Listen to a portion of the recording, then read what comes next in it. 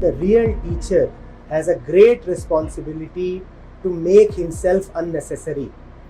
But what if the teacher is known by his followership? And mind you, the real ones hardly ever had any followership. It is the primary duty of the teacher to make himself redundant. You have helped someone only if he no longer needs your help. But if the guru has his own self-interest in mind, he will continue to ensure that you return to him day after day. And you can continue to return to him only if he pleases you. That's one clear indication of the self-interest of the guru. The real ones were always mythbusters, iconoclasts. They never pleased their audiences. That is why they received the treatment that they did. Discarded, ostracized, stoned, killed, crucified. They had no concern for the status quo. They had no concern for what you like. They were not pleasant. They were not smiling. They didn't want to make you feel good. They were not bothered whether you return to them or not. They did not make arrangements that 1,000 people must come to me. The teacher's role is to show that a teacher is not needed. That is the rightful role of the teacher. I repeat, the teacher's role is to show that you are unnecessarily coming to the teacher. You are self-sufficient.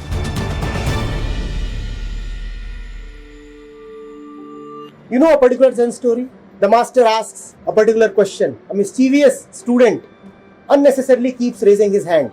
There are people who are fond of this talking, and listen to the teacher. So the master calls that one here and cuts off his finger.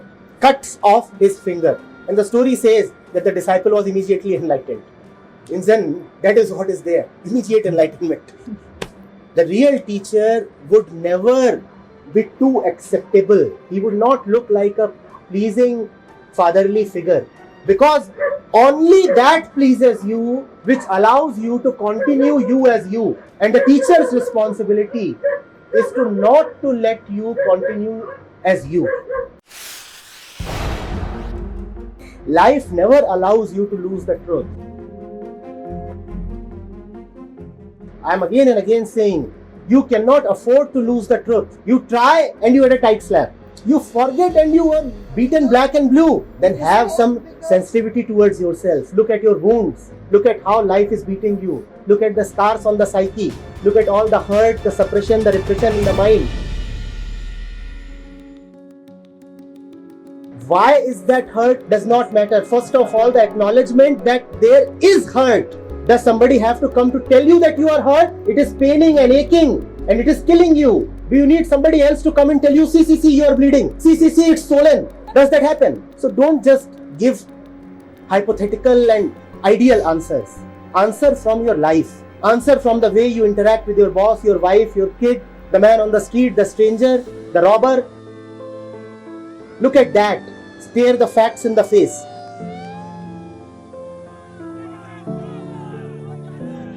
Look at the way the world is. Violent, chaotic, anarchic. What is the point in talking of great ideals?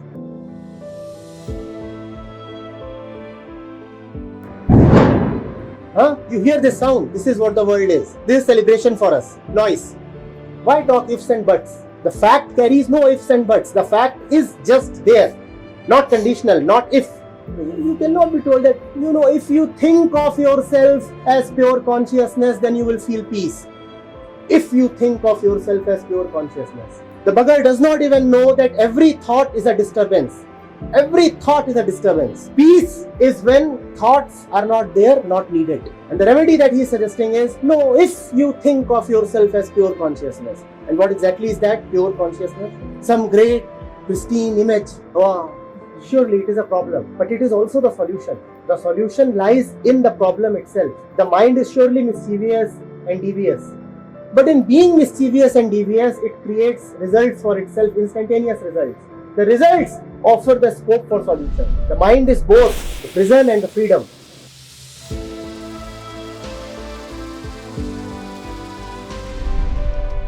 You are what you are, and your door opens from there. Your door opens exactly from there. You need not go anywhere else. There is a self-correcting mechanism surely in place.